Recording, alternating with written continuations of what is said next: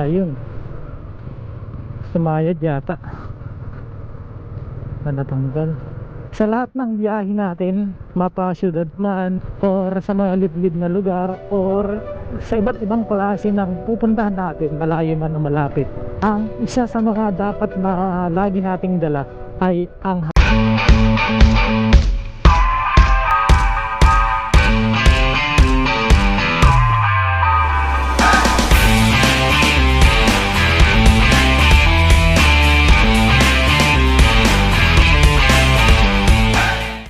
Good morning guys. Ngayon ay nandito ulit tayo sa rough road na daan. Medyo malayo ang ating biniyahe ngayon simula ng pagpunta ko dito. At ngayon na naman ulit, pabalik naman tayo sa ganitong rough road na daan. Pero maganda ang panahon ngayon guys, kasi walang ulan. Ang problema kasi lumitaw na yung mga bato dito. Ang dami ng lubak eh.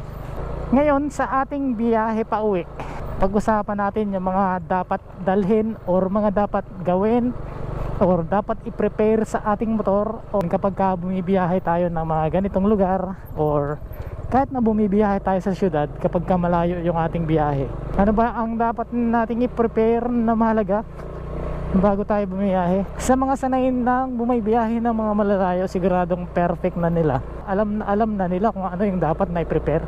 Gusto ko lang sabihin ngayon ito guys, kasi meron tayong mga kaibigan syempre na hindi naman expert pagdating sa motor kagaya natin. Sa mga ganitong malalayo at ganitong rough road, mas maigi na yung prepare ang iyong mga gulong. Kung hindi man bago pa, dapat makapal pa. Kasi kapag yung gulong na ginamit mo dito ay yung medyo manipis na, delikado. Dapat na maganda ang kondisyon ng makina, lalo na kapag malayo ang biyahe mo. Lalo na kapag ganitong, alam mo na, walang mga katao-tao at bibihira din yung mga bahay na madadaanan mo. Bibihira din yung mga sasakyan na makakasabay mo. Kaya mas maigi na para iwas aberya, kondisyon ang makina. Para sa magandang takbo, magandang biyahe, iwas aberya, mahalagang kondisyon yung ating makina sa mga biyahe. Parang medyo nalakasan ko yung hangin sa unahan. Grabe yung tagtag eh. Iwasan ko kaya. Mukhang sobrang lakas eh. Babato pa naman. Ay.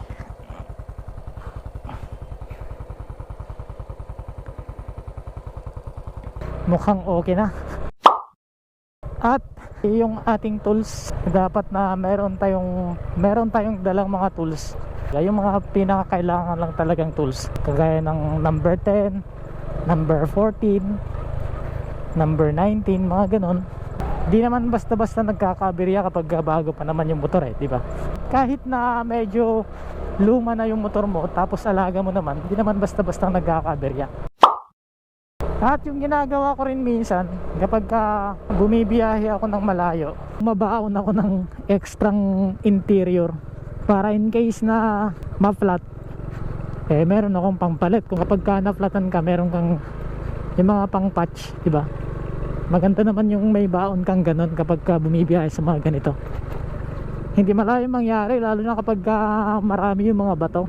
May posibilidad talaga na tumama yung gulong mo sa mga matutulis na mga bato. Hindi naman natin sinasabi na palaging nangyayari yan, pero hindi lang natin masabi eh. Kaya mas mahalaga na prepare tayo sa ating mga biyahe. At syempre sa mga lugar na kung malayo ang pupuntahan mo at alam mong liblib o mga bundok, bibihira yung mga gas station doon, mas maigi na yung laging full tank ang iyong tangke. Ayun, sumayad yata na natanggal. At isa pa sa ating piniprepare din, ang pinaka-importante sa lahat ng biyahe natin, mapa syudad man or sa mga liblib na lugar or sa iba't ibang klase ng pupuntahan natin, malayo man o malapit, ang isa sa mga dapat na lagi nating dala ay ang haba ng pasensya, di ba? Sa panahon ngayon na mainit yung panahon, di ba? Marami tayong napapanood minsan sa social media na tungkol sa mga road rage. Dahil sa init ng araw, mainit rin ang ulo ng ibang mga tao. Pero yun ang dapat na lagi nating baon kapag ka bumibiyahe tayo, ay ang mahabang pasensya. Mas maigi na yung umiwas na lang tayo sa anumang gulo, di ba? Kaysa naman lumalapak at kung ano pang mangyari. Mas maganda na yung umiwas. Hindi naman kabawasan ng pagkalalaki yung pag-iwas sa mga ganyang bagay. Ang mahalaga ay makarating tayong ligtas sa ating pupuntahan.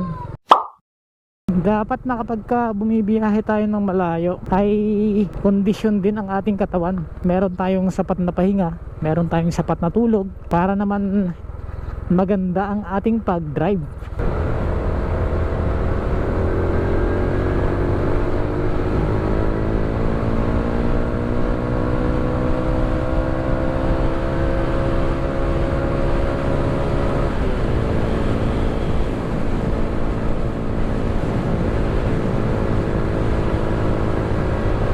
Kapag kakondisyon lahat ang iyong motor at ikaw mismo na nagdadrive, napakaganda ng biyahe mo sigurado kahit na malayo yung biyahe.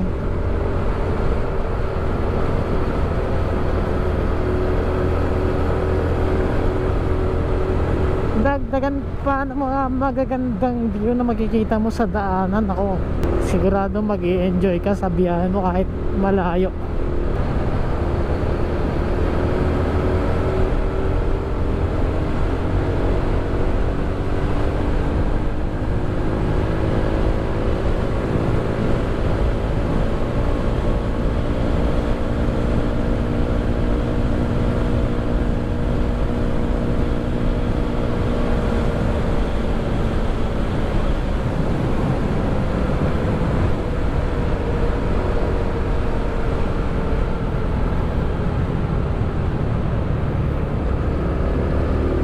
At pansamantala guys, hanggang dito na lang muna ang ating video. Kasi hindi na kaya ng ating battery eh. Malolobat na. Ride safe always guys. At this is Nel Ride Moto. Thank you.